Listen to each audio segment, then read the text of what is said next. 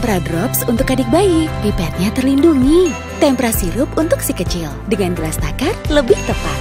Untuk kakak, Tempra Forte. Ingat, Tempra tak perlu dikocok. Ingat mama, ingat Tempra. Halo, selamat pagi Bunda, selamat pagi Ayah. Sehat semua kan? Sekarang kita ketemu lagi nih sama Rumah Sakit Unggul Karsa Medika. Buat yang baru bergabung, selamat datang. Yang kemarin sudah sempat ikutan di acara kita yang sebelumnya, yang Parent Talk juga, selamat datang kembali.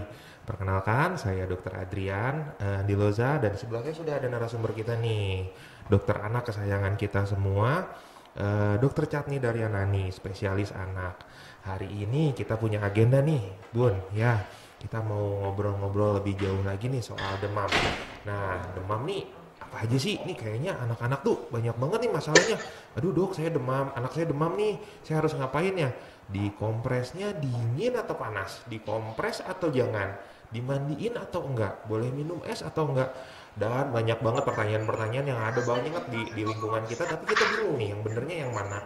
Nah, hari ini kita mau belajar sama-sama, kita mau aplikasiin sama-sama, kita mau tambah ilmu lagi, tambah update lagi pengetahuannya supaya kita juga bisa mengaplikasikannya buat anak-anak kita.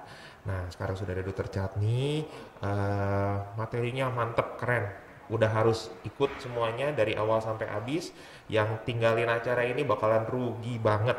Jadi harus benar-benar ngikutin, dengerin baik-baik. Oh, dan satu lagi, kalau ayah sama bunda ada pertanyaan, boleh deh tanyain. Ada di kolom chat, nanti boleh tanya langsung sama dokter Chatninya.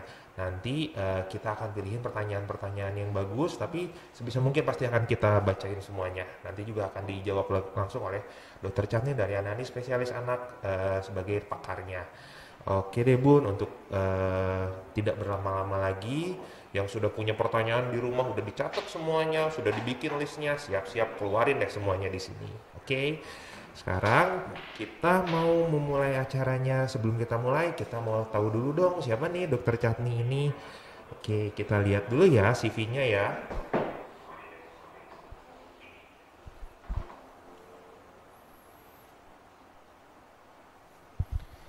Ya, Dokter Chatni ini lulus dari Universitas Kristen Maranatha tahun 2002. Lalu beliau mengikuti pendidikan spesialisasi di pediatri atau ilmu kesehatan anak dari Universitas Samratulangi tahun 2010. Beliau bekerja di Rumah Sakit Immanuel Bandung tahun 2008 sampai 2009, lalu di RSUD Kabupaten Belitung Timur dari tahun 2015 sampai dari April sampai Desember 2015. Kemudian beliau berangkat ke Rumah Sakit Mekar Aruk tahun 2016 sampai 2017 dan bekerja di Rumah Sakit Indosehat dari tahun 2016 sampai tahun 2017. Dan saat ini beliau adalah staf dari KSM anak atau bagian anak dari Rumah Sakit Unggul Karsa Medika sejak tahun 2018 sampai sekarang. Ibu-ibu kalau mau ketemu Dokter Chatni, boleh ke sini langsung. Nah, sekarang saya serahkan ke Dokter Chatni untuk langsung memulai materinya. Kepada Dokter Chatni, saya persilahkan.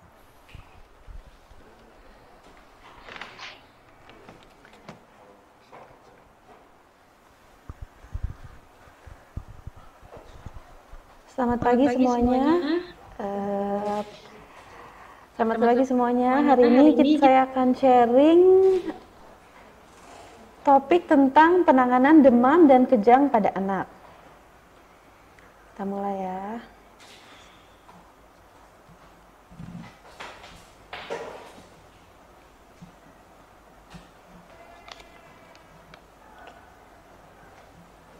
Kita mulai dari apa sih kejang demam itu? Kejang demam berasal dari dua kata, kejang dan demam, yang berarti kejang yang terjadi disebabkan oleh demam dengan kenaikan suhu tubuh mencapai di atas 38 derajat Celcius. Umumnya disebabkan oleh infeksi penyebab demamnya, merupakan respon dari otak terhadap demam yang biasanya terjadi di hari pertama demam. Pada umumnya, kejang demam pada anak dialami bayi usia 6 bulan hingga anak usia 5 tahun. Apa penyebab dari kejang demam? Biasanya ada faktor genetik.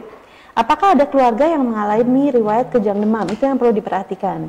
Kemudian kejang terjadi pada saat demam. Yang biasa menyebabkan anak demam ada beberapa, yaitu pertama faktor infeksi dan faktor non-infeksi. Faktor infeksi sendiri bisa disebabkan oleh virus, bakteri, dan jamur. Dan faktor non-infeksi bisa disebabkan oleh alergi, tos imunisasi, tumbuh gigi, atau autoimun. Nah, mengapa bisa terjadi demam? Demam ini bukan merupakan suatu penyakit. Demam adalah reaksi fisiologis dari sistem pertahanan tubuh terhadap infeksi yang masuk ke dalam tubuh. Jadi demam ini bukan suatu penyakit ya. Dia merupakan suatu reaksi fisiologis tubuh. Untuk itu demam penting mencari faktor penyebabnya. Jadi yang diatasi selain demamnya juga faktor penyebabnya. Patofisiologi apa yang terjadi saat demam, yaitu oksigen ke otak itu menurun sehingga dapat terjadi kejang. Nah, dari kejang sendiri, perbandingan kejang secara garis besar itu disebabkan oleh 3, yaitu dia bisa kejang demam, bisa disebabkan oleh epilepsi atau suatu infeksi selaput otak, meningitis atau ensefalitis. Nah, apa bedanya? Kalau kejang demam merupakan pencetus terjadinya kejang, di mana tidak terjadi kelainan otak, tidak terjadi kejang berulang, dan tidak terjadi penurunan kesadaran. Sedangkan pada epilepsi, biasanya tidak ada demam, tapi ada kelainan otak dan bisa terjadi kejang berulang. Tidak juga terjadi penurunan kesadaran. Jika terjadi suatu kondisi meningitis atau ensefalitis, di mana terjadi infeksi selaput otak, demam merupakan salah satu gejala, bukan pencetus, tapi salah satu gejala. Tidak terdapat kelainan otak, dapat terjadi kejang berulang, dan terdapat penurunan kesadaran. Klasifikasi kejang demam yaitu sederhana dan kompleks. Kapan disebut sederhana? Jika durasi kurang dari 15 menit, bersifat umum, dan tidak berulang dalam 24 jam.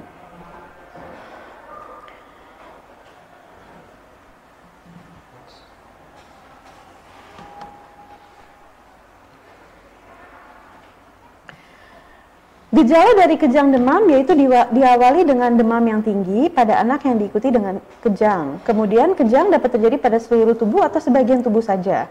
Tipe kejang yang paling sering terjadi adalah kejang pada seluruh tubuh. Pada tipe ini anak mengalami kekakuan dan kelojotan pada seluruh tubuhnya. Sedangkan pada kejang tipe sebagian, umumnya hanya sebagian tubuh anak saja yang mengalami kejang. Cara menegakkan diagnosis kejang demam. Jadi gimana sih dokter bisa tahu ini suatu kejang demam, atau dari orang tua bisa tahu ini hanya suatu kejang demam? Biasanya perlu dilakukan wawancara medis, pemeriksaan fisik, dan pemeriksaan penunjang. Tujuan dari wawancara yaitu untuk mengetahui riwayat demamnya seperti apa, gejala saat kejangnya, durasi, jumlah kejang, kemudian mengetahui riwayat keluarga karena ada faktor genetik jika terjadi kejang demam, riwayat kelahiran, imunisasi yang pernah dilakukan, dan penyakit yang pernah dialami anak. Pemeriksaan fisik lengkap juga perlu dilakukan oleh dokter, ya termasuk suhu tubuh, nadi, pernapasan. Kemudian pemeriksaan darah awal biasa dilakukan, dan pemeriksaan lain yang sesuai dengan gejala yang dialami anak jika anak sudah sampai di rumah sakit. Pemeriksaan ini bertujuan untuk menyingkirkan kemungkinan penyebab lain pada kejang demam yang dialami oleh anak. Nah, komplikasi dari kejang demam ini apa? Bisa terjadi beberapa komplikasi seperti cedera atau terjatuh saat kejang, tersedak jika anak diberi sesuatu, diberi minum saat kejang, kemudian menggigit lidah atau bibir, dan bisa terjadi pada kurang dari 5% anak pernah mengalami kejang demam berkembang menjadi suatu epilepsi. Perlu diingat bahwa kejang demam sebenarnya tidak menyebabkan kerusakan otak atau mental, namun pada kasus sangat jarang, kejang ini tetap dapat berbahaya dan dapat berlangsung lebih dari 30 menit. Keadaan ini disebut status epileptikus, dan jika terjadi lebih dari 30 menit bisa menyebabkan kerusakan otak, bahkan terjadi kematian. Yang paling pertama yang perlu ditangani jika anak mengalami kejang demam adalah penanganan demamnya, karena kejang ini disebabkan oleh demam. Jadi bagaimana sih penanganan demamnya? 1. Pastikan anak mendapatkan cairan yang cukup, yaitu hingga 2 liter per hari. Kemudian kompres menggunakan air suam-suam kuku. Jangan berikan pakaian yang menyebabkan anak banyak keringat, karena jadinya panasnya tidak bisa keluar. Kemudian jika anak masih demam lebih dari 3 hari, perlu dibawa ke dokter. Cara memberikan kompres pada anak berdasarkan American Academy of Pediatrics menganjurkan cara mengompres sebagai berikut. Mengompres dengan air hangat, tidak dengan air dingin. Anak diusap menggunakan lap atau busa yang dibasahi dengan air hangat pada seluruh permukaan tubuh. Kemudian biasanya suhu akan turun setelah dikompres 30 menit. Jangan menggunakan alkohol, karena alkohol akan diserap oleh kulit atau dihirup pernapasan dapat menyebabkan koma. Kemudian yang perlu diperhatikan jika anak demam adalah observasi tingkah lakunya di rumah. Untuk mengetahui kondisi anak, maka perlu dilakukan observasi terus-menerus, terutama ketika anak sedang demam. Apakah anak merespon baik dengan lingkungan sekitar, jadi masih aktif? Misalnya ketika dipanggil, anak dengan antusias menjawab atau malahan terdengar lesu atau malas-malasan. Apakah anak terlihat ceria atau justru terlihat sakit? Apakah anak ingin selalu tidur? Jika anak ingin selalu tidur, kita perlu warning bahwa ini anak ada sesuatu yang perlu dibawa ke rumah sakit. Bagaimana dengan tangisannya? Apakah lemah atau terdengar merintih? Takutnya kalau terdengar merintih berarti ada suatu sesak atau tidak mau berhenti menangis.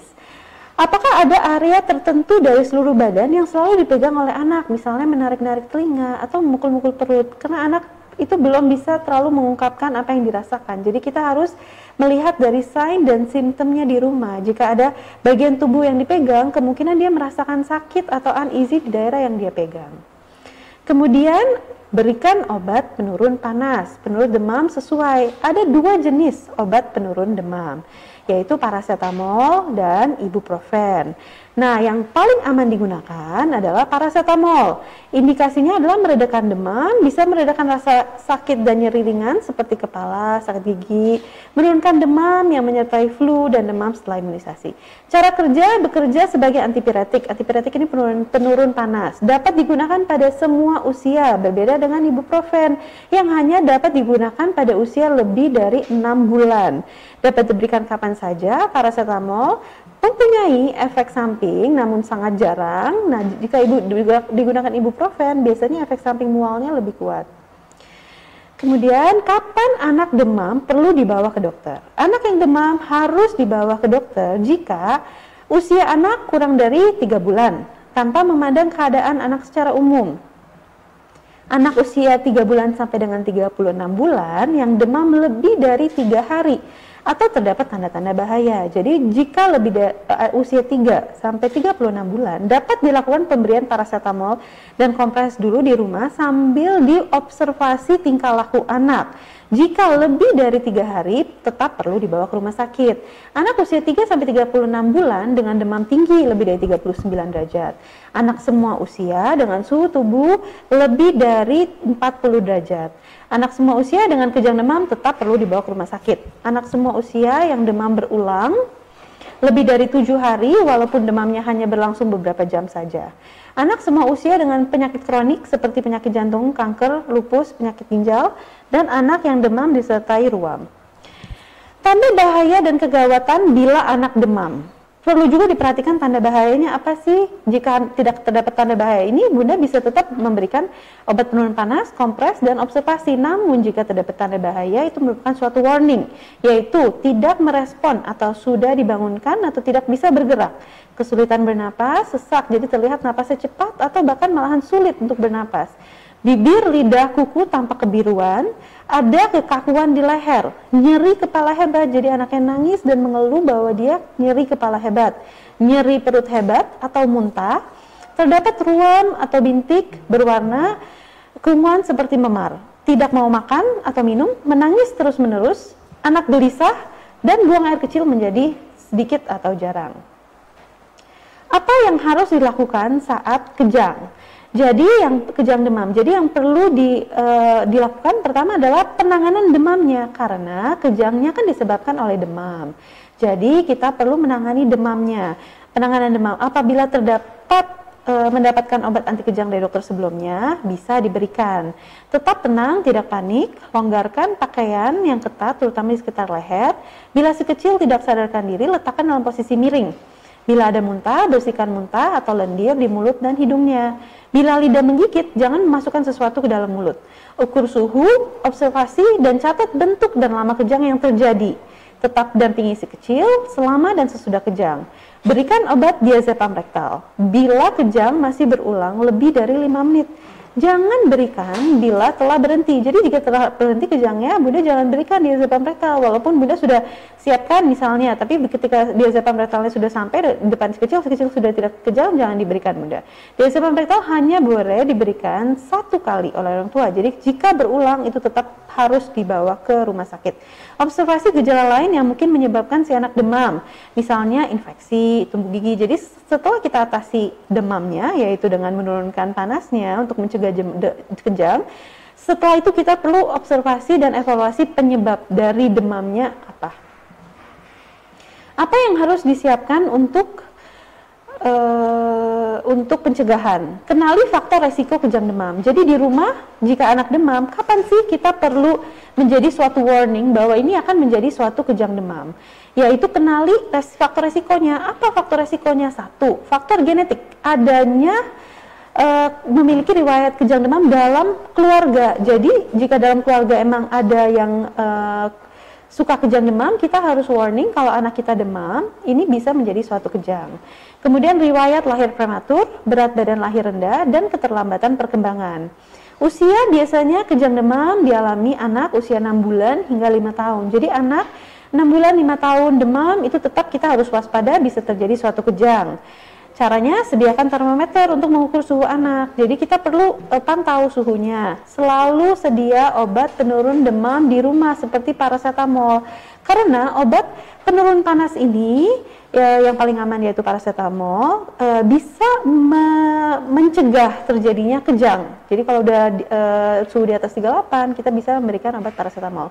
Apabila telah mendapat obat anti kejang sebelumnya, jadi memang sudah ada riwayat bisa diberikan, beritahu pada orang tua atau orang yang ngurus di rumah pengasuhnya cara memberi obat dan obat apa saja yang harus diberikan.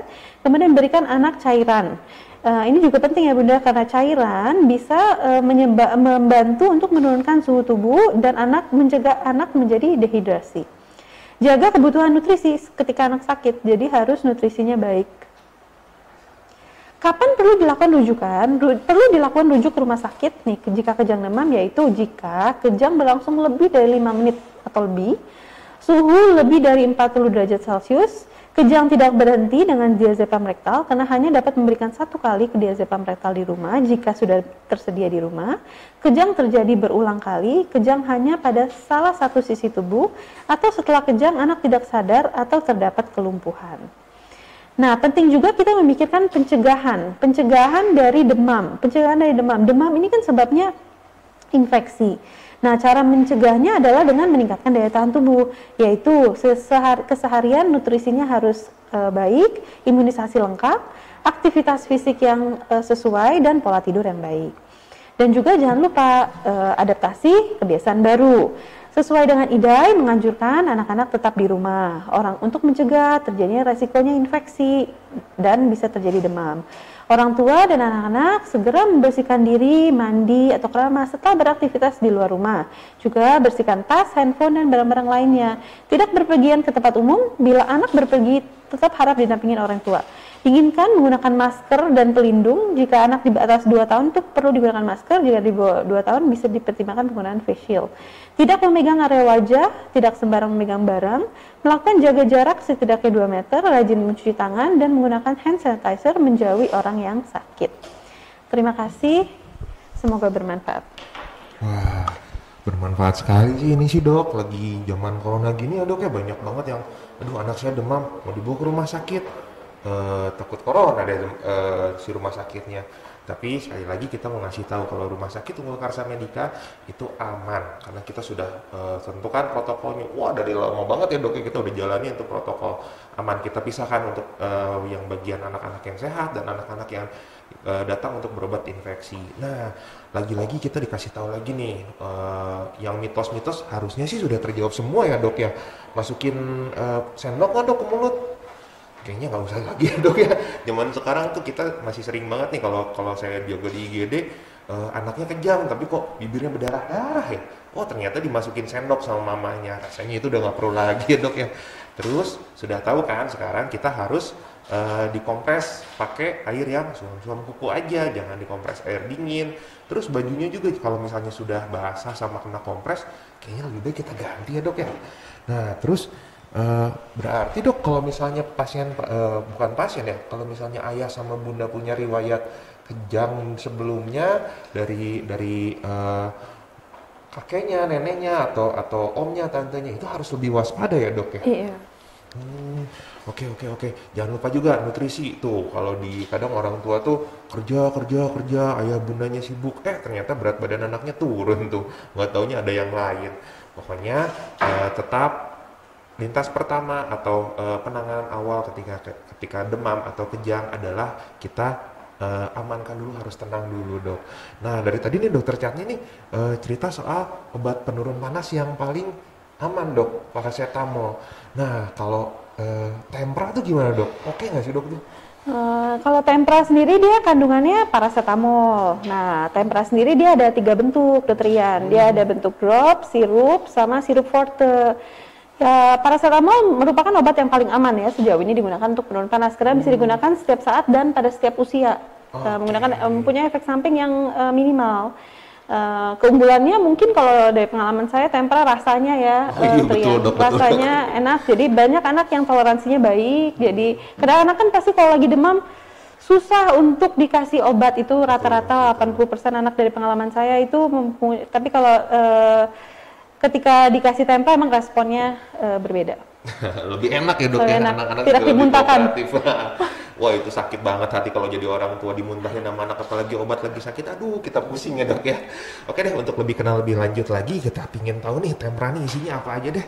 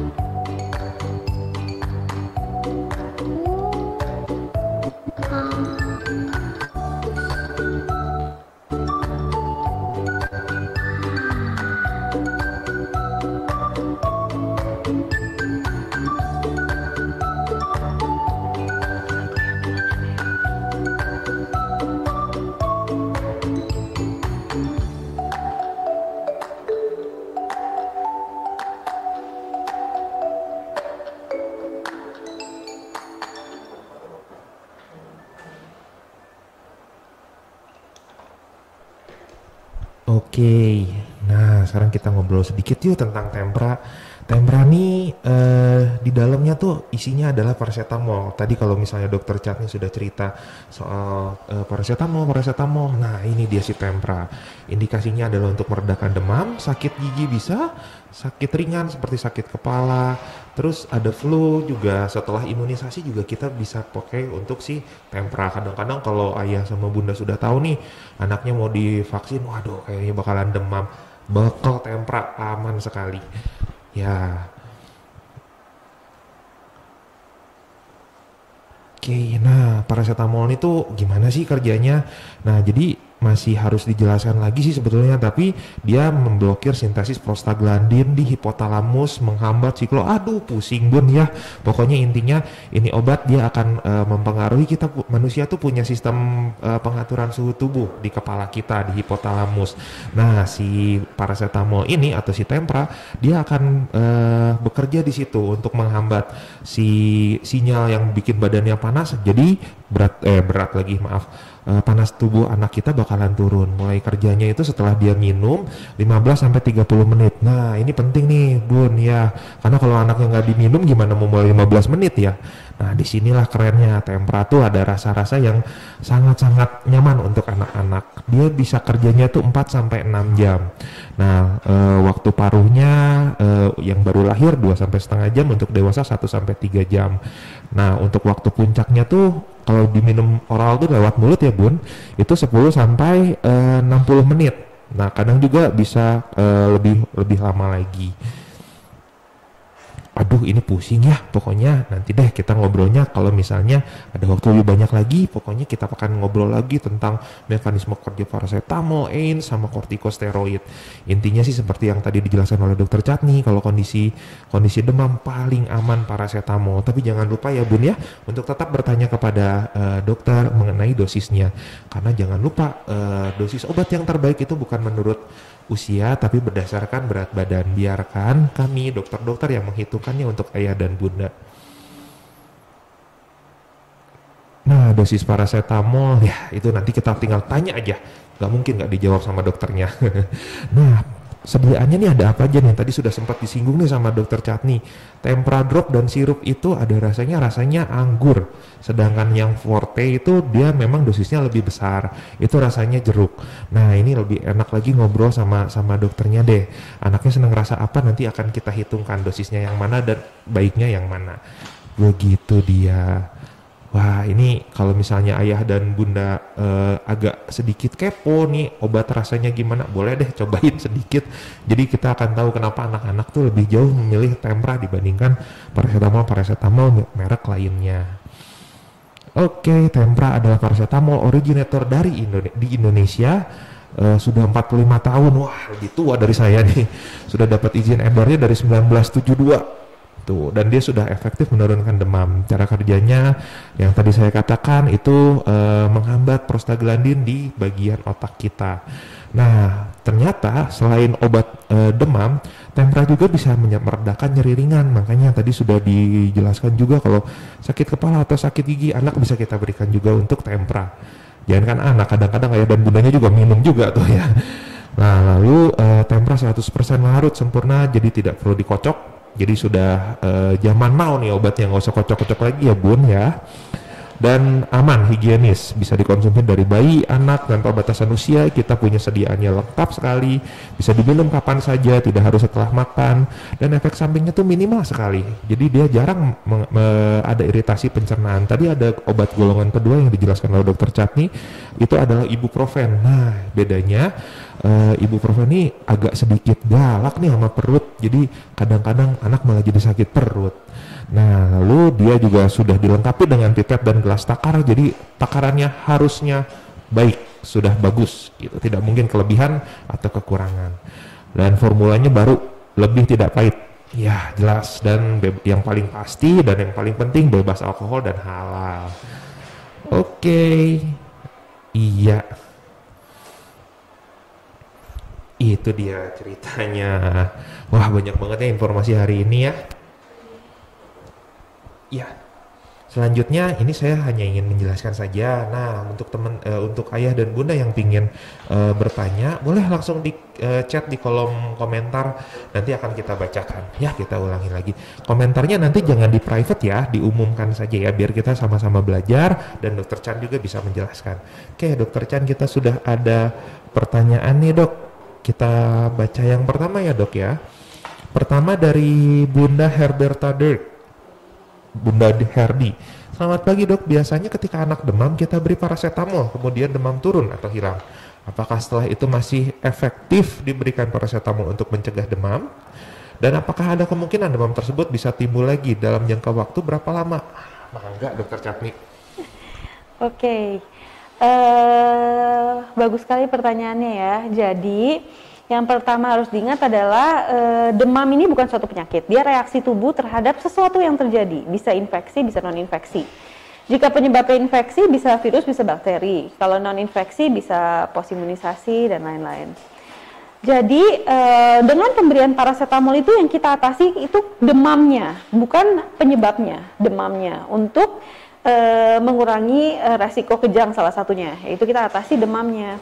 Nah, paracetamol sendiri dia biasanya dia bertahan sampai 6 jam. Jadi jika masih hari pertama demam nih, demam kan merupakan reaksi tubuh. Kita belum tahu penyebabnya apa. Jadi sebaiknya di hari pertama demam tetap diberi rutin per 8 jam, bisa per 6 jam, karena efek paracetamol itu akan hilang biasanya di 6 jam dan bisa muncul panas lagi jika infeksi ataupun penyebabnya belum teratasi. Nah, infeksi kan bisa virus, bisa bakteri.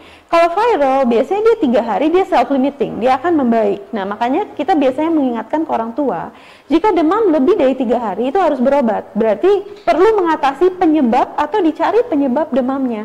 Karena kalau penyebab demamnya belum diatasi, itu kemungkinan masih akan tetap demam gitu. Jadi sementara demam masih naik turun di hari-hari pertama, biasanya di 3 hari pertama atau 2 hari pertama, obat paracetamol sebaiknya tetap bisa diberikan rutin per 8 jam biasanya idealnya. Jika panasnya tinggi sekali bisa diberikan per 6 jam karena efek paracetamol itu akan hilang atau akan berkurang dalam waktu 6 jam. Jadi bisa diberikan ulang gitu dan aman untuk diberikan untuk terutama jika anak mempunyai resiko kejang. Semoga bisa menjawab pertanyaan yang itu. Ya, Dok, ini sekalian ada pertanyaan yang sama dari orang yang sama, dari Bunda Herdi nih. Kalau cara melihat secara awam radang di tubuh anak gimana nih, Dok ya? Wah, radang nih berat nih pertanyaannya, Dok. Iya, kalau misalnya radang ini penyebab, kalau radang itu kan reaksi inflamasi ya, reaksi inflamasi. Jadi radang itu biasanya ditandai dengan kemerahan, bengkak, demam. Nah, atau misalnya kalau dalam kulit, di kulit nanah, atau bisa juga di tenggorokan nanah, kan seperti itu. Emang pertanyaannya sedikit luas, agak susah untuk dijelaskan.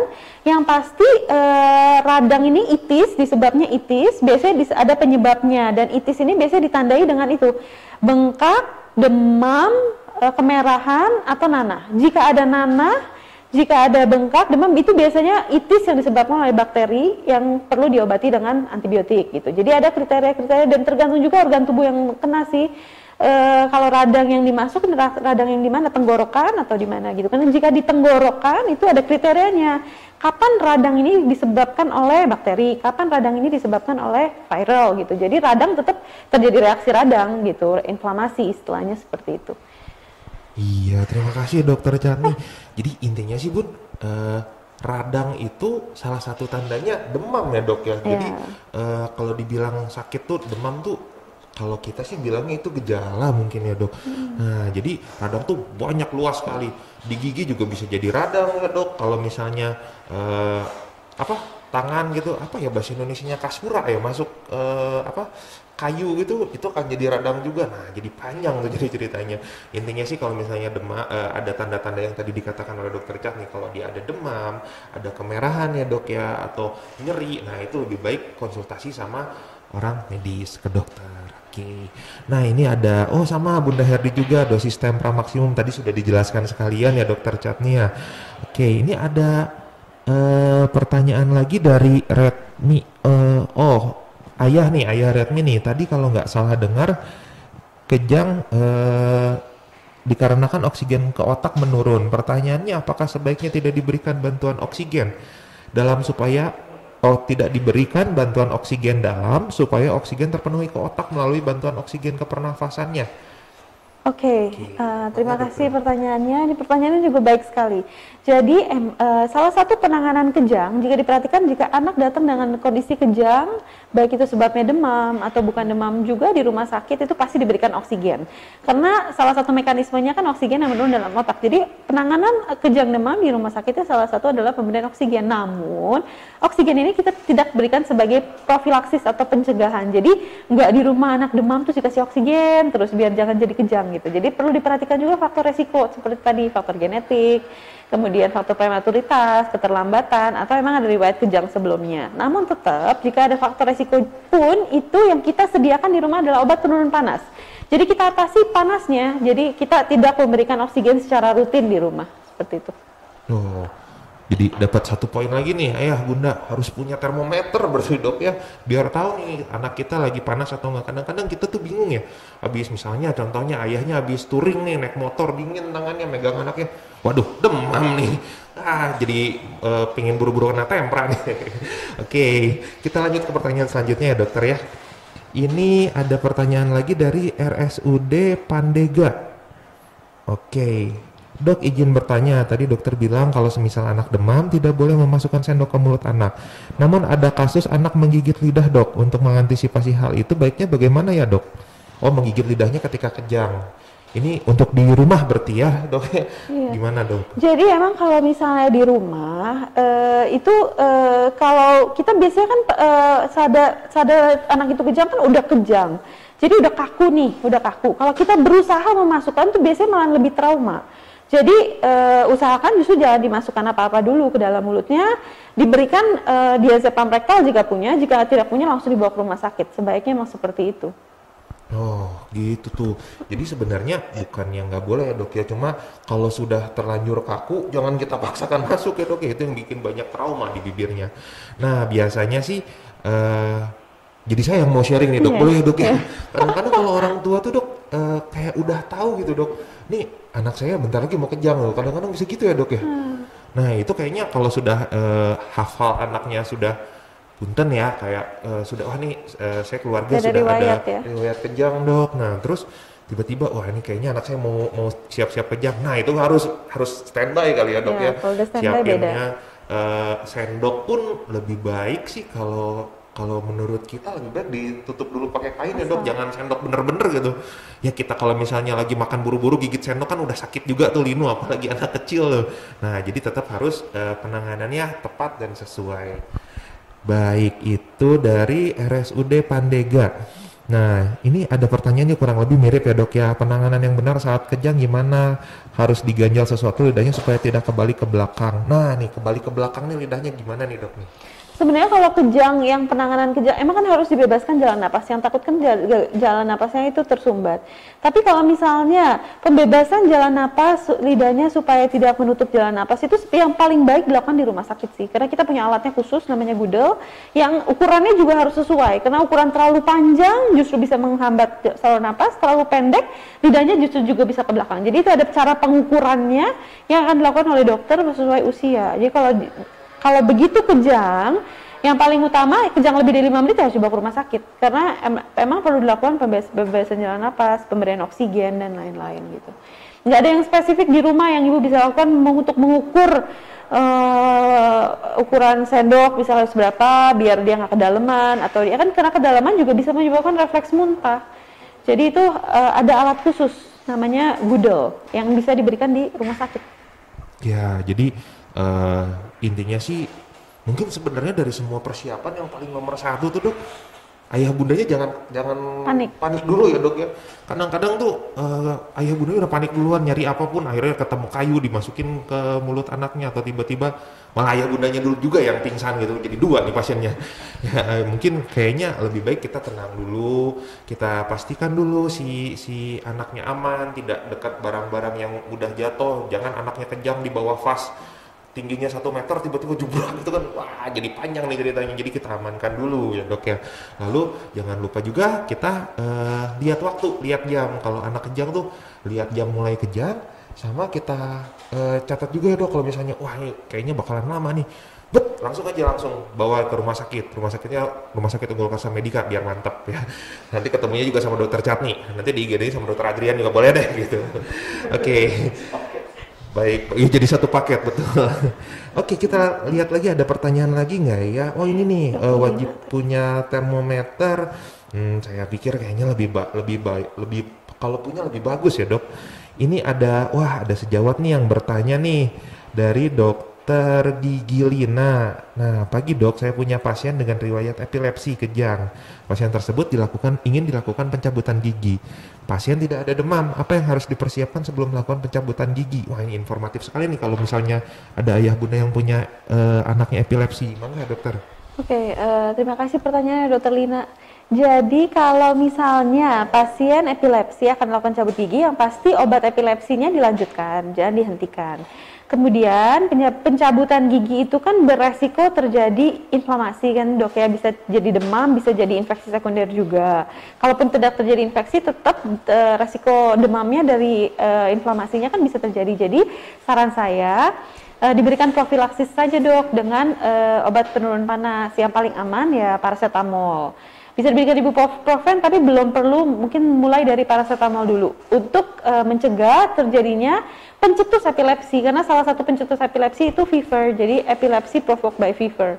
Jadi yang perlu kita awasi adalah jangan sampai proses pencabutan gigi menyebabkan demam, kemudian malahan mencetus epilepsinya. Seperti itu dok. Ya, begitu dia penjelasannya. Oke, kita pertanyaan selanjutnya dokter ya, izin bertanya. Dari Pak Agus Hidayat, SMPK 3 Bina Bakti. Wah, ini untuk bekal ngobrol juga nih ya Pak Agus ya. Izin bertanya dok, ada satu dokter mengatakan ke saya ketika anak demam yang baik itu dikompres dengan air mengalir atau dingin. Kalau menurut dokter, apakah ini benar? Iya Pak, jadi Pak Agus terima kasih ya pertanyaannya, bagus juga pertanyaannya. Jadi sebenarnya tujuan kompres itu kan untuk menurunkan suhu. Ada penelitian yang mengatakan kenapa sih kompresnya nggak boleh sama air dingin. Jadi ada penelitian yang mengatakan kalau dikompres air dingin, kan kulit itu banyak pembuluh darah nih. Nah begitu dikompres air dingin, terjadi vasokonstriksi, istilahnya pembuluh darahnya jadi kecil karena dingin kan, jadi ciut drastis kan karena dingin, oke, suhu tubuh emang turun. Tapi setelah dia dilepas kompresnya, itu reboundnya cepat karena dia kompres dingin kan. Langsung panas yang dari 39 bisa naik jadi 40 gitu. Makanya kita tidak menurunkan suhu secara drastis. Jadi kita memberikan kompres dengan suam-suam kuku. Jadi nggak boleh diturunkan drastis, apalagi menggunakan alkohol. Kalau zaman dulu kena alkohol kan cepet tuh vasokonstriksinya. Tetap ditempelin alkohol pasti langsung dingin. Tapi habis itu naiknya jadi malahan lebih tinggi gitu. Gitu sih mungkin. Ya, intinya sekarang mah udah nggak zaman ya dok ya dikompres masa pakai alkohol, apalagi kalau zaman dulu mungkin zaman orang tua kita kompresnya pakai Rivanol, bingung. Nah, oke, kita ada pertanyaan lagi nih dok dari Bunda Kusmiati. Selamat siang dok, mau tanya kenapa kalau kejang itu terjadi pada bayi dan usia sampai 5 tahun? Nah, kalau kejang demam itu dibatasin 6 bulan sampai 5 tahun, itu udah berdasarkan penelitian yang panjang sampai menimbulkan suatu konsensus atau kesepakatan di seluruh dunia bahwa kejang demam yaitu dari 6 bulan sampai 5 tahun. Gitu, karena dari proses adaptasi tubuhnya, dari proses adaptasi otaknya dan lain-lain. Jika lebih dari 5 tahun terjadi kejang, masih mungkin terjadi kejang demam, kita istilahkan kejang demam plus. Tapi itu nggak wajar. Jadi jika terjadi lebih dari 5 tahun, tetap kita perlu evaluasi. Jika kita bisa menyingkirkan semua penyebab, baru kita mengarah ke kejang demam. Oke, jadi sebenarnya ini mungkin kalau kejang itu jadi mirip seperti jadi demam ya dok ya. Jadi itu bukan penyakit, melainkan sebuah tanda atau gejala dari penyakit yang lainnya. Nah penyakitnya itu yaitu febrile seizure atau kejang demam atau bisa juga yang epilepsi. Nah dok, nih ada pertanyaan menarik nih dok dari Bunda Herdi lagi nih. Benar nggak dok kalau pendapat saya setelah dengar penjelasan dokter untuk penderita epilepsi dicegah untuk tidak terjadi demam agar tidak terjadi kejang? Nah, jadi epilepsi itu beda sama kalau misalnya kejang demam sama epilepsi itu beda. Kejang demam ini kejang disebabkan oleh demam, tidak ada kelainan otak. Kalau epilepsi ini emang ada kelainan dasarnya, dia ada kelainan otaknya dan biasanya dia kejang tanpa demam. Tapi epilepsi ini banyak pencetusnya. Jadi ada beberapa anak pencetus epilepsinya nonton TV terlalu lama. Ada yang pencetusnya capek, misalnya habis lari lama, dia ngos-ngosan dia pencetus epilepsinya. Nah, salah satu pencetus epilepsi, jadi bukan penyebab epilepsi ya, pencetus epilepsi adalah demam. Jadi misalnya nih pasien epilepsi yang biasa diberikan obat rutin ya kan, Nah, tapi dia tetap bisa tercetus kan, misalnya dia terlalu capek atau misalnya dia terlalu banyak nonton. Nah, salah satunya demam nih. Makanya kalau pasien dengan epilepsi terjadi demam, kita warning sekali, kita waspada sekali untuk menurunkan suhu tubuhnya. Kalau misalnya yang tadi saya jelaskan ada proses pencabutan gigi, itu kan bisa beresiko demam. Kita sudah tahu. Ya oke, kita bisa memberikan profilaksi 1 sampai 2 hari. Tapi bukan berarti pasien epilepsi berarti terus harus mengkonsumsi paracetamol rutin setiap hari sih, enggak, bukan seperti itu. Karena paracetamol ini bukan obat kejang, obat demam. Gitu, kurang lebih. Bu Herli, mudah-mudahan menjawab pertanyaannya. Iya dok. Ya, terima kasih dokter. Oke, nah kayaknya kita kepentoknya sama waktu deh dok ya. Sebenarnya saya yakin sih banyak banget yang mau nanya. Oke deh, kalau begitu sebelum kita tutup acara ini, oh iya sebelumnya saya minta maaf dulu buat bunda dan ayah yang pertanyaannya mungkin belum sempat kita bacakan. Nanti kita akan coba bacakan lagi, kita akan jawab nanti oleh dokter Chatni. Nah sebelum kita tutup acara hari ini, kita mau dapat pesan nih dari panitia. Ayo dong ayah bunda dinyalakan si kameranya, kita mau foto bareng-bareng nih. Kalau zaman dulu sih sebelum PSBB kita bisa bumerang ya. Saya bingung nih kita mau bumerangnya gimana nih kalau virtual begini. Ayo bun, ya dibuka semuanya kameranya. Nggak apa-apa yang belum mandi juga tetap cantik kok. Ada beautify nanti. Oke. Ditahan sebentar. Oh sayang mak dokter Chatni kaku banget ya jadinya ya dokter. Harus lebih santai. Tapi sudah selesai maksudnya. Oke, bagaimana mas-mas panitianya sudah difotokan kah? Ya, 1, 2. Dihitung 1, 2, smile. Aduh, yang pakai masker kasihan nggak kelihatan ya. Oke, sekali lagi 1, 2. Oke. Yang keduanya siap. Sekali lagi mungkin ganti pose seperti apa ya posenya, bingung juga ya virtual begini ya. Oke, ya 1, 2, 3, oke. Keren. Yang ikut acara hari ini keren semuanya. Nah, kita juga sekalian mau memberitahu nih RSUKM nih, kita salah satu passion kita adalah untuk mengedukasi masyarakat. Jadi kita tuh pinginnya tuh pasien nggak cuma sembuh aja tapi dapat bonusnya tuh apa, jadi pinter. Nah maka dari itu kita akan selalu terus mengadakan Zoominar seperti ini. Kita nggak jadikan masalah corona ini jadi halangan kita untuk tetap sharing materi-materi yang bisa membantu ayah bunda ataupun siapapun di lingkungan. Nah kita ada acara lagi nih sebetulnya. Acaranya nanti ada talk dengan Radio Maestro. Di situ ada dokter kita, dokter Anita spesialis paru. Dia akan bicara, akan kumpas itu yang namanya COVID, segala macam mitos-mitosnya, sama yang aslinya gimana sih, faktanya itu gimana. Dan besok juga kita ada acara Zoominar untuk ayah dan bunda yang di sini mau lanjut lagi. Besok lanjut lagi, ada waktu kita akan ngobrolin soal diaper rash. Rash itu kemerahan pada daerah bokong anak nih biasanya. Untuk yang zaman now nih yang kelamaan mungkin pakai pampersnya, atau mungkin pakai pampersnya nggak kelamaan tapi kebetulan salah beli pampersnya. Kadang anak-anak tuh gitu ya dok ya, cocok-cocokan. Ada yang temennya pakai pampers diapers merek satu sama yang lainnya, yang dia nyaman, yang satu lagi ternyata malah jadi iritasi atau merah. Nah dan kita mau ini nih, ternyata ada tanpa diketahui, misterius nih dok nih, tanpa diketahui oleh ayah dan bunda, ini ada hadiah nih yang apa ya namanya, door prize dok. Nah monggo dokter Chatni boleh umumkan dok, nih yang dapat hadiah siapa saja? Oke, jadi ini dari panitia ya, saya hanya mengumumkan. Bukan kami ya, jadi kami tidak menerima komplain setelah ini mungkin. Panitia mempunyai kriteria mantapnya sendiri. Berdasarkan pertanyaan nih diberikan door prize. Saya umumin ya, Dr. Adrian ya. Yang pertama, Bapak.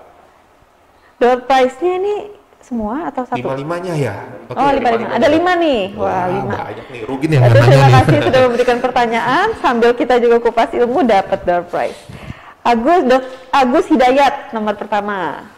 Jadi nomor kedua Herberta Dirt atau Herdi. Kemudian yang ketiga Redmi, yang keempat RSUD Pangandaran. Oh iya, RSUD Pandega Pangandaran. Ya, oke. Dengan Wartisa 5 orang. Minta alamat dan kontak person ya. Nanti, ditulis. Hubungin Bapak Sulaiman Nofrizal. Nanti Langsung tulis di chat aja deh kalau boleh, bisa. Boleh dicatin nanti langsung. sama panitia kita akan dihubungi, minta alamatnya ya. Untuk door prize. Atau mau dititipkan ke alamatnya ke saya atau Dokter Chan juga bisa ya dok ya, kita dengan tangan terbuka juga. Oke, sepertinya ini adalah akhir dari Zoom meeting kita. Semoga menjadi manfaat, semoga yang sudah di-share oleh Dokter Chan ini juga bisa menjadi bekal untuk menghadapi hari-hari sebagai ayah dan bundanya. Semoga sehat terus, dijauhkan dari segala macam COVID-COVID-an yang bikin pusing ini. Dan terima kasih sekali lagi kami ucapkan untuk Dokter Chani untuk bisa waktunya memberikan sharing sama kita. Oke, sebelum kita tutup, kita akan lihat teaser untuk video esok hari. Terima kasih ya dok, informasinya sangat bermanfaat sekali.